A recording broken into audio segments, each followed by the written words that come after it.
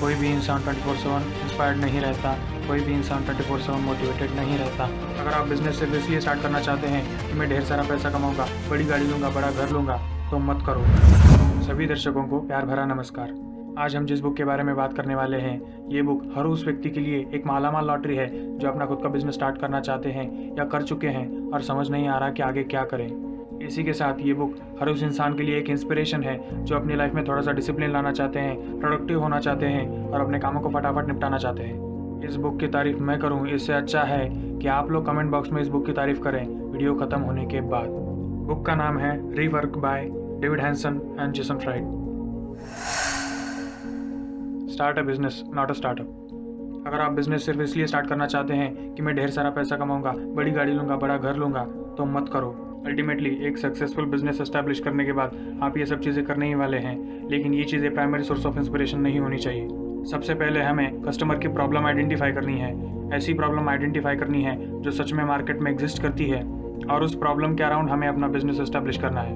कोई problem such में market की प्रॉब्लम है या नहीं, ये आइडेंटिफाई करना थोड़ा सा मुश्किल होता है।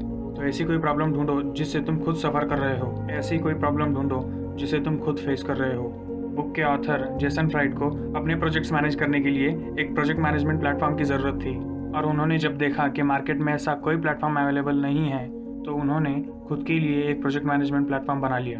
तो क्योंकि ये प्रॉब्लम ऑथर के अलावा पूरे मार्केट की प्रॉब्लम थी, ऑथर ने इस प्रोडक्ट को अपना बिजनेस बना लिया, जिसे आज हम बेसकैम्प के नाम से जानते हैं। जब हम एक स्टार्टअप शुरू करने की बात करते हैं तो कहीं ना कहीं हमारे माइंड में सबकॉन्शियसली ये चीज़ें होती हैं कि मुझे फंडिंग रेज करनी होगी, अच्छा ऑफिस लेना होगा, मुझे एम्प्लॉयज़ हायर करने होंगे। लेकिन एक असली बिजनेस तब होता है जब आप उन चीज़ों पर फोकस करते हैं जो आपके बिजनेस के लिए सबसे ज़्यादा ज़रूरी है। फॉर एग्जाम्पल, अगर आप घर बना रहे हैं तो ये सोचने की बजाय कि मैं कौन सा पेंट लगाऊंगा, कौन सी टाइल्स लगाऊंगा, ये सोचना बहुत ज़्यादा इंपॉर्टेंट है कि मैं मजबूत दीवारें और मजबूत छत कैसे बनाऊँ। अपने बिजनेस के इनिशियल डेज में एडवर्टाइजमेंट और मार्केटिंग पे ज़्यादा खर्चा करने के बजाय अपने प्रोडक्ट को ज़्यादा बेहतर बनाने में खर्चा करना चाहिए। आपको मार्केटिंग की ज़रूरत ही नहीं पड़ेगी या कम से कम ज़रूरत पड़ेगी, जैसे टेस्ला ने किया था। शायद ही आपने कभी देखा होगा कि टेस्ला ने अपनी मार्केटिंग और एडवर्टाइजमेंट पे ज़्यादा खर्चा किया हो। Being productive and not workaholic. Being a workaholic is not a very good way to manage your work.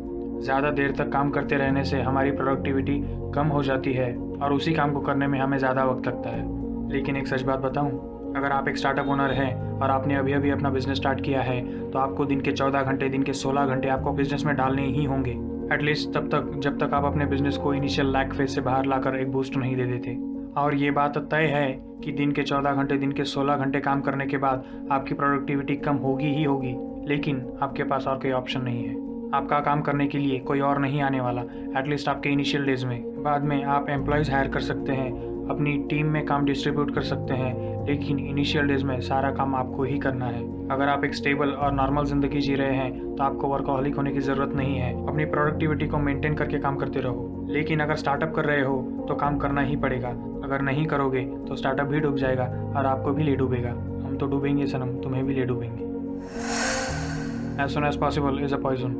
अगर आप बॉस हैं और अपने एम्प्लॉय को कहते हैं कि इस काम को जितना जल्दी हो सके उतना जल्दी ख़त्म करके लाओ, तो आप यहाँ पर एक बहुत बड़ी गलती कर रहे हैं। आपने उसे कोई डेडलाइन नहीं दी।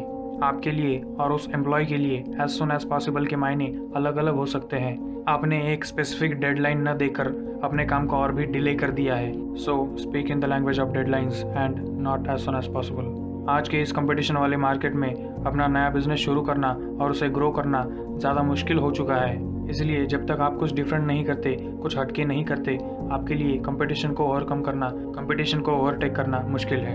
अपने आप को एक ब्रांड बना लो या अपनी पर्सनालिटी को आपके बिजनेस के साथ जोड़ लो। जब भी हम टेस्ला कंपनी का नाम लेते हैं हमें इलॉन मस्क याद आते हैं।